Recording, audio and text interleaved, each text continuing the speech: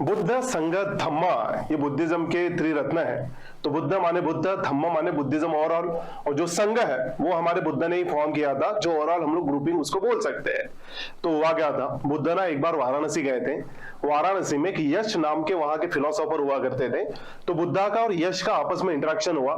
तो यश को बुद्धा के जो आइडियाज वो बड़े पसंद आए। इमीडिएटली जो यश है वो बुद्धा के फॉलोअर बन गए, डिसाइपल बन गए। तो जैसे वो डिसाइपल बने, यश के भी जो डिसाइपल थे ना वो भी बुद्धा के डिसाइपल बन गए। तो अराउंड 100 लोग हुआ करते थे। अब वो बुद्धा को फॉलो करना उन्होंने शुरू किया। तो बुद्धा ने सोचा कि क्यों ना एक संघ ऑर्गेनाइज किया जाए। अब बुद्धिज्म का ओवरऑल ग्रोथ हुआ है 6th सेंचुरी बीसी के इंडिया में। मतलब वहां पे महाजनपद चल रहे हैं, गण संघ आ रहे हैं, रिपब्लिक टाइप ऑफ ये आइडिया है, डेमोक्रेटिक काइंड ऑफ ये आइडिया है। तो ये सारे माहौल में जब हमारा संघ बढ़ने लगा, बुद्धा ने भी वही सोचा कि क्यों ना ये जो संघ है उसको डेमोक्रेटिक इंस्टीट्यूशन बनाया जाए। तो जो संघ है इसमें सभी को एंट्री अलाउड थी, एक्सेप्ट स्लेव लोगों को, गुलामों को नहीं है। उसके बाद में इंडेप्टेड लोग, मतलब जो लोग भाई साहब कर्जे में डूबे हुए हैं उनको एंट्री नहीं है। उसके बाद में सोल्जर, ये लोगों को भी एंट्री नहीं है। और ऐसे कुछ सेक्शन हुआ करते थे लाइक डिसीज पीपल है, इनको भी एंट्री नहीं है। जो बीमार है, रोगी, इनको भी एंट्री नहीं होती थी। इनको भी पहले ना एंट्री नहीं दी जाती थी। और जो वीमेन है, वीमेन को भी इनिशियली एंट्री नहीं थी। लेकिन हमारे गौतम बुद्ध की जो माता जी गौतमी, उन्होंने प्रोटेस्ट किया था और गौतम से एंट्री मांग ली थी कि सारी दुनिया को आप लोग एंट्री दे रहे हो, हमें क्यों नहीं दे रहे। तो गौतम ने जब एंट्री दी थी, गौतम के बाजू में आनंद बैठे हुए थे। आनंद जो कि बुद्धा के कजिन है और कजिन के साथ साथ उनके बहुत अच्छे डिसाइपल भी है। तो बुद्ध ने आनंद से कहा था कि आनंद, अगर हम लोग वीमेन को एंट्री देंगे ना संघ में, तो संघ जो कि अराउंड 1000 साल चलने वाला था, 1000 साल चलने वाला था, वो 500 ईयर्स ही चलेगा, 500 साल ही चलेगा। तो आनंद ने बोला ऐसा क्यों। तो बुद्ध वहां पे जस्ट स्माइल कर गए। आनंद ये स्माइल में समझ गए। आप में के बहुत से लोग सोचोगे कि Buddha was like against women, ऐसे कैसे बात कर रहे, वीमेन को एंट्री नहीं दे रहे। बट ऐसा नहीं है। बुद्ध का जो थिंकिंग था ना वो बहुत ही एडवांस लेवल का थिंकिंग है। बुद्ध को पता है कि अगर मैंने वीमेन को एंट्री दी ना, तो जो लोग यहाँ पे मॉन्क्स बन रहे हैं, ये मंक्स हो सकता है फिसल जाएंगे। समहाउ मैं इनको यहाँ पे ला करके मंक बना रहा हूं, लेकिन अगर विमेन भी यहाँ पे आ गई तो भाई साहब इनके लिए खतरा है। ऐसा मानना है, बुद्धिज्म का भी मानना है। और ये बात भी आपको पता होगी बहुत अच्छी तरीके से, जो कि बुद्धा को भी पता थी। बुद्धा को ना विमेन से कोई इशू नहीं है, बट बुद्धा को जो इशू है वो है मेन विल बी मेन, कि लोग फिसल सकते हैं कहीं भी, इसलिए ना एंट्री नहीं देना चाहिए। बट उन्होंने बाद में दे दी थी। उनकी जो माता थी गौतमी, इन्हीं ने एंट्री मांगी थी। तो विमेन को तो दे दी गई, लेकिन जो स्लेव है, सोल्जर है, इंडेप्टेड लोग है, डिसीज पीपल है, इनको संघ में एंट्री नहीं होती थी। ऐसा क्यों था कि अगर डिसीज लोग है ना, रोगी लोग है, तो इमेजिन करो कि अगर मुझे कोरोना हुआ है और कोरोना हुआ, मैं आपके ऑफलाइन क्लासरूम में एंटर कर गया, तो आप लोग तो मुझे देखते ही भाग देंगे या तो मुझे भगा दोगे। तो यही होता था कि अगर संघ में ऐसा कोई बीमार पीड़ित व्यक्ति आ गया, तो ये जो अपना डिजीज है वो बाकी लोगों को भी कर सकता है, बाकी लोग भी बेचारे उससे बीमार हो जाएंगे, इसीलिए डिसीज लोगों को एंट्री नहीं है। अब जो इंडेप्टेड लोग है, इंडेप्टेड लोगों का इशू क्या था कि सोसाइटी में दो सेक्शन होते हैं, एक है क्रेडिटर, दूसरे है डेटर, मतलब पैसा देने वाले और पैसा लेने वाले। सोसाइटी में आपको ऑलवेज पता होगा कि जो पैसा देने वाला होता है ना, ये अपने पास पावर रखता है, एरिस्टोक्रेटिक सेक्शन है। और जो लोग पैसा लेने वाले हैं, ये बेचारे थोड़े पुअर सेक्शन से या तो लोअर दर्जा से ये लोग बिलोंग करते हैं। तो अगर क्रेडिटर है वो डेटर को पैसे अगर देंगे, और ये जो डेटर है वो अगर जाकर के संघ में ज्वाइन हो जाएगा, जहां संघ उसको बताएगा कि बेटा देख, लाइफ में ना पैसा ऐसा महत्वपूर्ण नहीं है, लाइफ की सच्चाई जान ले, निर्वाण की तरफ चल, ऑस्टेरिटी के साथ लाइफ जी। अब इमेजिन करो ये उसको सीख वहां पे मिली है। जो क्रेडिटर ने डेटर को पैसे दिए हैं, इमेजिन करो कि पैसा देने वाला अगर उसको पैसा मांग ले कि बेटा मेरे पैसे दे, बट ये बोलेगा कि सरकार मैंने ना संघ ज्वाइन कर लिया और संघ ने मुझे सिखाया है कि पैसे वैसे में कुछ नहीं रखा, जो एब्सोल्यूट ट्रूथ है जीवन का वो तो कुछ अलग ही है, आप भी वही समझो। तो क्रेडिटर को इसका गुस्सा आएगा पैसा देने वाले को। पैसा देने वाला पहले बच्चे को पूछेगा, बेटा बता तुझे सिखाया किसने। तो बेटा बोलेगा कि मुझे संघ ने सिखाया। तो पहले तो पैसा देने वाला इसको पीटेगा, बाद में आकर के संघों को पीट देगा। तो बुद्धा को पता है कि यार ये लोगों से हम लोग पंगा नहीं ले सकते, बेटर है कि हम लोग ना इनको एंट्री नहीं दे। सोल्जर का भी सेम इश्यू है कि राजा लोगों के सोल्जर होते हैं। अब अगर सोल्जर को आप लोग संघ में एंट्री दोगे, वहां पे सैनिक आएंगे और सैनिक बात करेंगे शांति की, अहिंसा की, तो ये तो प्रॉब्लमेटिक हो जाएगा। आर्मी फाइट नहीं करेगी तो दिक्कत आएगी ना। इसलिए ऐसे कुछ सेक्शन है जिनको ना एंट्री डिनाइड है, अलाउड नहीं थी। बट जब एंट्री दी जाती थी तो Buddha used to check everyone कि भाई साहब आप क्वालिफाई हो कि नहीं हो। जैसे कि आप लोग यूपीएससी प्रिपेयर करते हो तो यूपीएससी में ना अलग अलग स्टेजेस होते हैं, प्रीलिम्स है, मेंस है, इंटरव्यू है। तो यूपीएससी चेक करना चाहता है कि आपके पास रिक्वायर्ड नॉलेज है या नहीं है, आप कैपेबल हो या नहीं हो, इसलिए आपका प्रीलिम्स एग्जाम लिया जाता है, बाद में मेंस के लिए हो। तो सिमिलरली जो बुद्धिज्म है, बुद्धिज्म भी दो सेरेमनीज की बात करता है, एक है प्रवज्जा और दूसरा है उपसंपदा।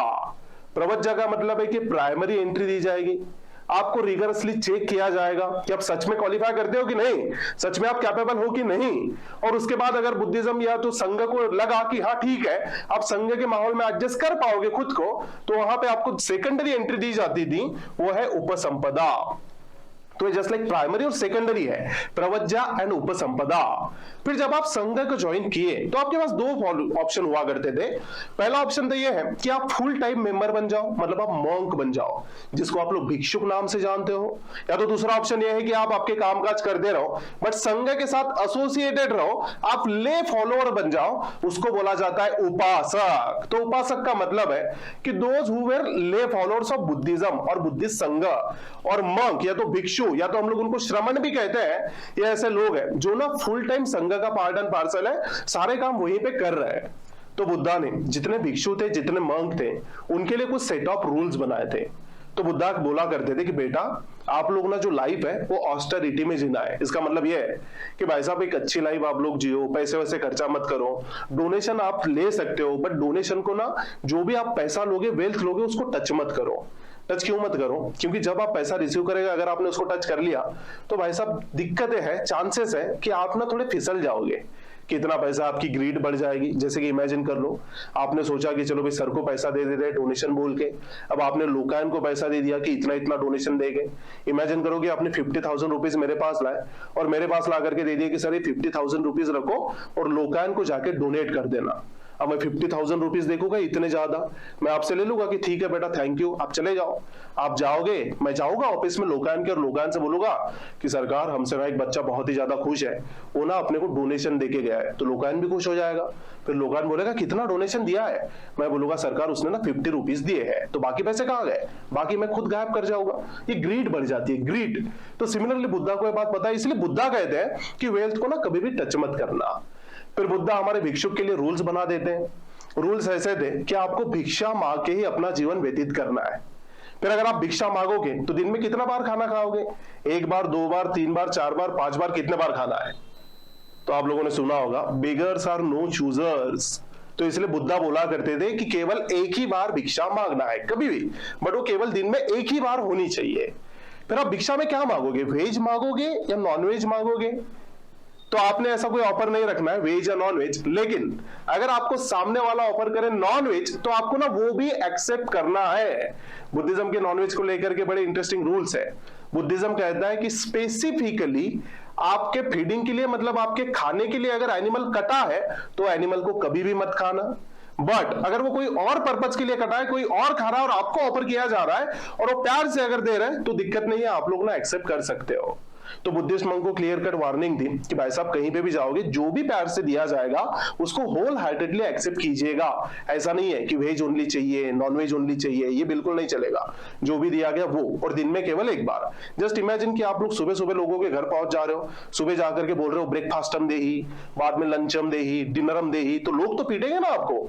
और इमेजिन कर लो आप भिक्षा मांगने चले गए, फॉर एग्जाम्पल मैं एक भिक्षुक हूं और मैं किसी के घर पे भिक्षा मांगने चला गया और आप में से कोई एक है जो कि ना फॉर एग्जाम्पल हम लोग कंसिडर कर लेंगे तंगड़ी कबाब खा रहा है और मैंने आपके घर पे आकर के भिक्षा मांगी कि भिक्षाम देही। अब आप तंगड़ी कबाब खा रहे हो, आपने सोचा चलो भाई ये भी भूखे हो गए, आपने भी मुझे एक तंगड़ी ऑफर कर दी। अब मैं आपने लेग पीस ऑफर किया, मैं डिनाई कर रहा हूं, तो आपको तो गुस्सा आएगा, आप दोबारा मुझे कभी भी भिक्षा नहीं दोगे। तो बुद्धा इतने स्ट्रेट फॉरवर्ड पर्सन थे, बड़े रियलिस्टिक पर्सन थे, प्रैक्टिकल अप्रोच रखने वाले पर्सन थे। हुआ क्या था कि बुद्धा जब उनके लास्ट मतलब ईयर्स में थे ना, he was around in his 80s, जब वो कुशीनारा गए थे और कुशीनारा में एक चुंडा या तो जिनका बहुत बार नाम कंदा भी आता है, एक आयरन स्मिथ है, लोहार पर्सन है, उसके घर पे रुके थे। अब ये आदमी जो है आयरन स्मिथ लोहार, इसको ऐसा लगा कि भाई इतने बड़े पर्सन आ गए, इतने सम्मानित व्यक्ति मेरे घर में आए हैं, तो उनके लिए ना खाना भी अच्छा बनाना चाहिए। तो उस दिन क्या हुआ था कि छोटे छोटे गांव में ना जंगली सुअर की शिकार हुआ करती थी। तो जंगली सुअर की शिकार हुई थी, तो कंदा ने सोचा कि यार बुद्धा आए हैं, इतने बड़े पर्सन है, क्यों ना उनके लिए मैं सुअर पकाऊं। तो उन्होंने पोर्क पकाया पोर्क पका करके बुद्धा को ऑफर किया। या बुद्धा को पता है कि मैं मेरे 80s में हूं, इतने लेट उम्र में मैं पोर्क डाइजेस्ट नहीं कर पाऊंगा, इससे ना मेरी तबीयत खराब होगी और देयर आर चांसेस कि मेरी मृत्यु भी हो सकती है। बट बुद्धा का खुद रूल है कि किसी ने अगर प्यार से ऑफर किया तो उसको डिनाय मत करना। तो बुद्धा ने वो पोर्क खा लिया, खा करके उनकी तबीयत खराब हुई और बाद में उनकी डेथ होती है। बट डेथ के पहले उनके पास आनंद थे, आनंद के अलावा सुभद्रा थी। तो बुद्धा ने वो दोनों से एक बात कही थी जो कि बड़ी इंपॉर्टेंट है आपके लिए भी। बुद्धा ने उनसे कहा था कि अत्ता दीपा भवा, मतलब बी योर ओन लाइट। अब मैं रहूंगा या नहीं रहूंगा मुझे पता नहीं, but be your own light, अपना रास्ता खुद ढूंढना है। तो Buddha he was like man of action, जो बोलते थे वो करते भी थे। दूसरों को बोल रहे हैं जो प्यार से दिया गया एक्सेप्ट करो, तो खुद भी वो किया करते थे, खुद भी भिक्षा मांग के लाइफ उन्होंने व्यतीत की है। तो ये सारी कुछ यहाँ पे कंसेप्ट है हमारे बुद्धिज्म की। कुछ टर्मिनोलॉजीज है जो कि ना ऑलरेडी यूपीएससी ने पूछ रखा है। फॉर एग्जाम्पल उपासक, यहाँ पे आप लोग देख सकते हो उपासक। तो उपासक का मतलब होता है ले फॉलोअर्स ऑफ बुद्धिज्म या तो बुद्धिस्ट संघ। देन भिक्षु, तो भिक्षु बोले तो फुल टाइमर्स है, मंक है, कि जो लोग वहीं पे रह गए। इनको ना बहुत बार श्रमण वर्ड यूज किया जाता है, श्रमण। तो श्रमण is a counter part of ब्राह्मण। जैसे कि वैदिक रिलीजन में ब्राह्मण होते हैं, तो बुद्धिज्म में होते हैं श्रमण। और जो हमारे कॉमनर्स हैं, जो भाई साहब संस्कृत नहीं बोल पाते या तो जिनके प्रोनाउंसिएशन अच्छे नहीं होते, वो ब्राह्मण को कभी भी ब्राह्मण नहीं बोलते, वो बोलते हैं बामन। तो सिमिलरली यहाँ पे श्रमण को शमन बोला जाता है पाली में, स्पेशली शमन। तो शमन बोले तो ऐसे लोग हैं, मंक्स हैं, जो कि स्ट्राइव करते हैं लाइफ टाइम ये जो बर्थ और रिबर्थ का साइकिल है इससे मुक्ति पाने के लिए। तो ऐसा ओवरऑल बुद्धिस्ट संघ है, डेमोक्रेटिक इंस्टीट्यूशन है। कैसे? क्योंकि जो संघ का लीडर होता था संघ नायक, या तो उसको ना बहुत बार संघ थेर भी बोला जाता था, इसका इलेक्शन होता था। सभी जो लोग हैं वो इलेक्शन करते थे, वोटिंग करते थे और वो चूज किया करते थे कि हमारा लीडर कौन रहेगा। फिर इनकी मीटिंग हुआ करती थी। जो इलेक्शन होते थे वो सीक्रेट बैलेट से होते थे। शलाका, जो कि हमारे गणराज्य का एक पद्धत है, वो यहाँ पे भी यूज किया जाता था। तो ऐसा जो डेमोक्रेटिक आइडियाज है वो भी बुद्धिज्म ने कॉन्ट्रीब्यूट किए हैं। सो बहुत बहुत धन्यवाद आपका, थैंक यू। जबरदस्त।